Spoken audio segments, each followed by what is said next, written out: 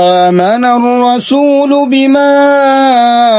أنزل إليه من ربه والمؤمنون كل آمن بالله وملائكته وكتبه ورسله لا نفرق بين أحد من رسله وقالوا سمعنا وأطعنا غفرانك ربنا وإليك المصير. لا يكلف الله نفسا إلا وسعها لها ما كسبت وعليها ما اكتسبت ربنا لا تؤاخذنا إن نسينا أو أخطأنا ربنا ولا تحمل علينا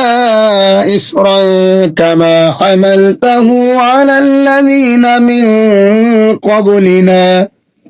ربنا ولا تحملنا ما لا طاقة لنا به واعف عنا واغفر لنا وارحمنا